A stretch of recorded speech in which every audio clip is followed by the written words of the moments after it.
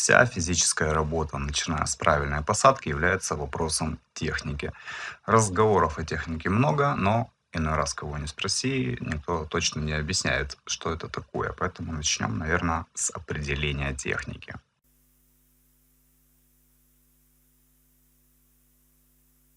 Простыми словами, это значит, что все наработки для правой руки, для левой руки синхронизированы между собой, согласованы с чувством ритма. Исполняя какую-то композицию, какую-то партию, мы не задумываемся о том, как именно делать то или иное действие, потому что оно уже доведено до автоматизма. Но данное определение, оно, в общем-то, достаточно очевидно. Можно поговорить о технике предметно. Существует несколько способов извлечь ноты из гитары. И в соответствии с этим существуют отдельные гитарные приемы, которые можно применять в каждой отдельной ноте. И методы, которые складываются из суммы этих приемов, из определенных приемов и правил игры. Допустим, если мы хотим сыграть какую-то мелодию только медиатором, это будет техника переменного штриха, так она называется. Если же мы будем играть это преимущественно только левой рукой, это будет относиться к легатной технике. Всего таких техник 4 можно выделить. Каждую из них мы будем рассматривать уже во втором блоке вместе со всеми приемами. И стоит отметить, что, конечно, все эти техники используются для того, чтобы либо придать определенное звучание, либо решить некоторые технические задачи. Они отличаются по своим возможностям. Ну, то есть в моменте некоторые техники могут просто не подойти. Собственно, здесь все просто. Конечно, то, как выразил это Петруччи, это супер просто и понятно для вообще любого. Только выразил он не определение техники, а определение уровня техники. Уровень техники, конечно, у музыкантов может быть разный. Кто-то может сыграть определенную партию на оригинальной скорости, кто-то только в половину. То есть, если вы разучиваете и не можете сыграть партию в оригинале. Соответственно, нужно учиться играть быстро, но соблюдая при этом чистоту в игре, в звукоизвлечении. Так вот, развитие техники, любой техники, любого уровня начинается с правильной посадки. Это очень важно понимать, потому что эта работа связана с физиологией. Мы должны понимать, как у нас работает левая рука, правая рука, то есть в чем нюансы, и как вообще гитара должна располагаться, чтобы руки могли работать правильно. Об этом сейчас и пойдет речь. Посадок у нас всего две. На правую ногу и на левую. Так вот, правило посадки на правую ногу. Первое. Гитара не должна заваливаться вертикальной плоскостью сюда или наоборот, слишком сильно в нашу сторону. Она может немножечко поворачиваться к нам, чтобы мы могли видеть плоскость грифа и наблюдать за работой пальцев. Большего не требуется. Второе. Положение грифа относительно нашей грудной клетки не должно быть на 9 часов. Оно должно быть немножечко дальше по часовой, где-то часов на 10,5, приблизительно вот так. То есть как бы уходить немножко вперед. И третье. Подъем грифа, он должен быть. То есть гриф мало того, что нельзя категорически заваливать вниз, также не рекомендуется держать его абсолютно горизонтально, прямо. Лучше сохранять небольшой подъем. И вообще, чем этот подъем больше, тем удобнее играть, удобнее контролировать все действия и так далее. В принципе, это все, что касается правой. Смотрим левую. С посадкой на левую ногу у нас исчезает как минимум две проблемы. Во-первых, нам не приходится контролировать то, заваливается гитара или нет. Она находится в оптимальном положении, то есть с минимальным наклоном в нашу сторону и позволяет нам контролировать все происходящее на грифе. И второе, необходимости держать гриф приподнятым или хотя бы следить за этим тоже нет. Гриф находится выше, что делает игру значительно удобнее. И третье, когда мы играем на левой ноге, нет никакой необходимости выводить гриф вперед, потому что у нас очень много пространства рабочего для левой руки образуется здесь. по всей части грифа, по всему грифу. Вот это, наверное, собственно, и все. Идем дальше. Вся постановка левой руки вытекает из одного физиологического принципа. И вот в чем он состоит. Левая рука делится условно на два компонента. Это большой палец со всей его фалангой начальной и ладонь с рабочими пальцами, с растущими из нее пальцами. Тут должно просто быть очевидно, что если какие-то проблемы возникают с ладонью, это сразу же отдается и на пальцах. Самая распространенная ошибка, которую нужно избегать. Если вы касаетесь ладонью нижней кромки или вообще тыльной стороны грифа, ваши пальцы оказываются парализованными.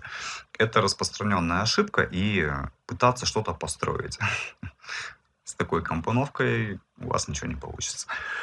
Если посмотреть дальше на работу большого, как это происходит? Поставим большой палец на середину грифа и поставим его достаточно прямо. Таким образом у нас ладонь оказывается снизу. Она оказывается ниже грифа и позволяет пальцам спокойно перемещаться на первые струны и на верхние, последние струны. При этом большой палец может как немножечко опускаться вниз, чтобы выводить руку чуть-чуть вперед, либо наоборот подниматься вверх, чтобы уводить за собой ладонь и давать пальцам, точнее вот рабочим их частям, вот этим кончиком фаланг, комфортное пространство для работы. Это, собственно, и все. Если вы соблюдаете эту постановку, проблем у вас не будет. Но стоит кое-что сказать о работе самих пальцев. Дело в том, что в правильной постановке они никогда не будут стремиться к перпендикулярному положению. Пальцы всегда стремятся к тому, при естественной постановке левые пальцы всегда будут стремиться к тому, чтобы как бы облегать струны и скользить по их поверхности, не теряя с ними контакта. Контакт приходится разрывать уже в зависимости от играющейся какой-то части. То есть, если мы играем какой-то аккорд, допустим, вот такой, он не будет звучать, если мы не поставим пальцы перпендикулярно, принудительно. Мы должны немножечко выдвинуть ладонь вперед и как бы огибать струны пальцами, давая пустым струнам и вообще всем, которые находятся под рабочими частями, возможность колебаться. Также это работает и в некоторых мелодиях, где, скажем, струны, которые зажимаются ниже, зажимаются пальцами ближе к указательному. Если у нас есть хотя бы две ноты, где одна зажимается на третьей, а одна на четвертой, только дальше, безымянный уже вынужден становиться в более перпендикулярное положение, чтобы дать третьей струне возможность прозвучать. Вот такие дела.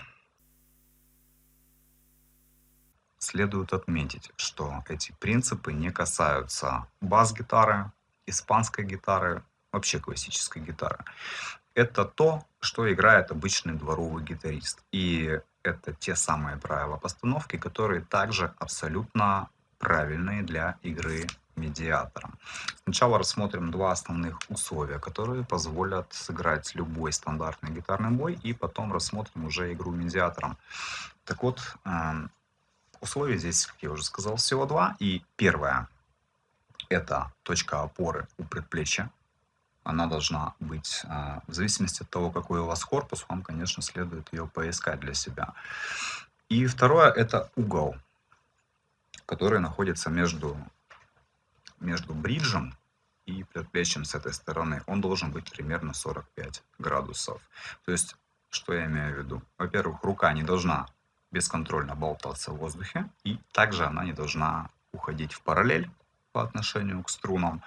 И желательно, чтобы она не уходила в перпендикуляр по отношению к струнам. Это справедливо и для атаки пальцами, и для переборов обычных, и для игры медиатором в дальнейшем.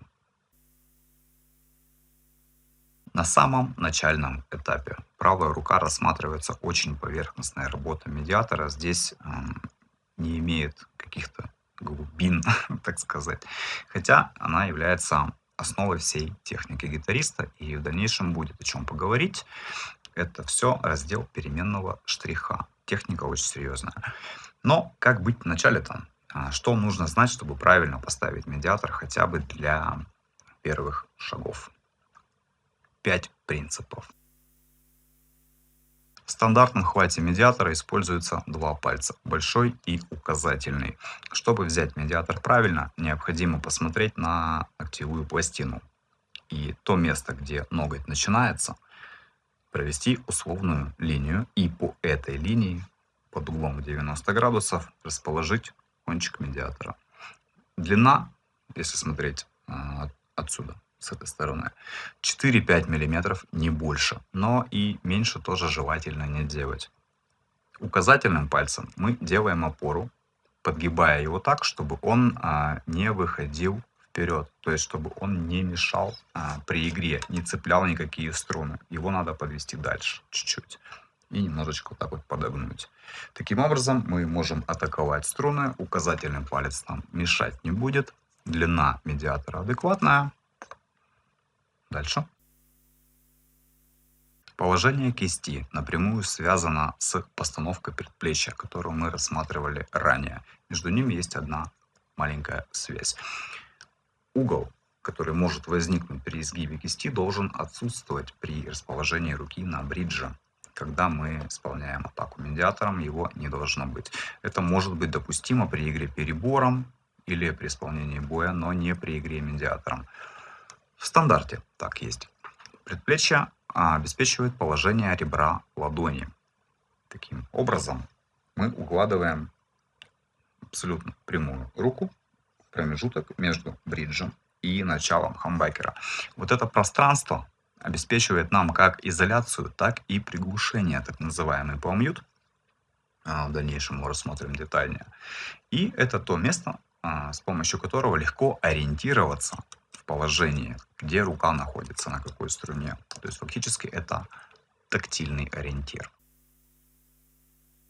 Тут может быть немножко сложнее для начала, но все-таки попробуем разъяснить. У нас есть две оси, в которых медиатор может расположиться под углом.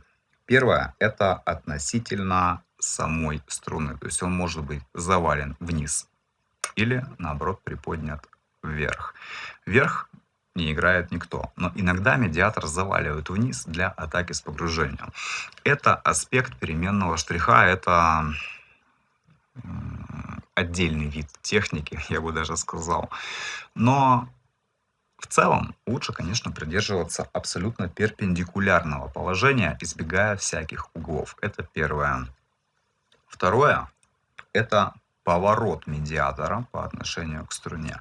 И вот здесь существует заблуждение, что медиатор должен находиться абсолютно прямо. То есть вот плоскость медиатора буквально втыкается вот так вот в плоскость струн и ничего нигде не поворачивается. Это большое заблуждение, и обосновано оно тем, что когда мы сильно поворачиваем медиатор, особенно играя на струнах с обмоткой, мы слышим вот такой вот как бы непонятный шорох. Этот шорох имеет большое значение при игре на перегрузе, при условии, что у вас правильная атака. Да и в целом это естественная часть гитарного звука, поэтому поворот должен быть. Но какой? Если он будет больше 45 градусов, вам обеспечен шум, потому что фактически вы будете не пробивать струну, а просто возить по ней краями медиатора. Если же будет совершенно прямо, у вас будет глухой отскок, максимальное сопротивление струне и будут огромные проблемы с синхронизацией. Ну, даже не синхронизация, а вообще с координацией действий правой руки. Поэтому можно обобщить. Старайтесь придерживаться перпендикулярного положения медиатора и поворота медиатора по отношению к струне приблизительно на 45 градусов. В зависимости от ситуации в атаке может участвовать плечо, локоть или пальцы, но должна участвовать лишь кисть. Атака происходит за счет движения кистью вниз и вверх. Второй вопрос – это тайминг, то есть скорость, с которой атака происходит. Это очень распространенная ошибка среди начинающих. состоит она в том, что атака больше похожа на стрельбу из рогатки. То есть медиатор тянет струну вниз какое-то время, оттягивает ее, и она буквально срывается, прямо соскальзывает с кончика медиатора, в результате чего начинает звучать. Так вот, атака должна быть больше похожа на сквозное проникновение. То есть удар должен быть максимально резким, чтобы кончик медиатора с помощью движения от кисти буквально пролетел через струну. Если делать все правильно изначально, то в дальнейшем будет очень легко контролировать скорость, динамику и не иметь проблем с ритмом. Этот аспект в технике самый капризный. Чтобы мы могли спокойно переходить от верхней струны к нижней или наоборот, нам необходимо одно из двух.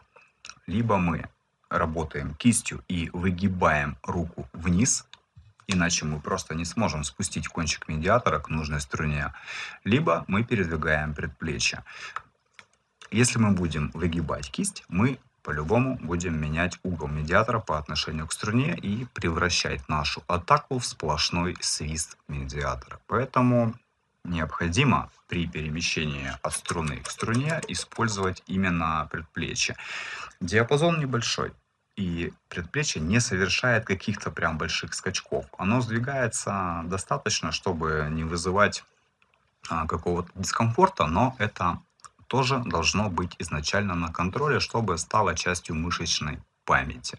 Что делать в этом случае? Сказать однозначно нельзя. Можно использовать точку опоры в виде оставшихся пальцев. Пальцы, которые остались от хвата медиатора, это либо 3 пальца, либо, как в моем случае, 2 пальца. Можно пользоваться только опорой на предплечье, это индивидуально. И каждый либо решает сам для себя, либо слушает своего преподавателя. Возможно, очень много избыточной информации для начинающего музыканта, однако цель этого видео — познакомить человека с пониманием техники и объяснить некоторые базовые принципы, чтобы на самом старте было понимание, что правильно, что неправильно и как следует действовать в самом начале.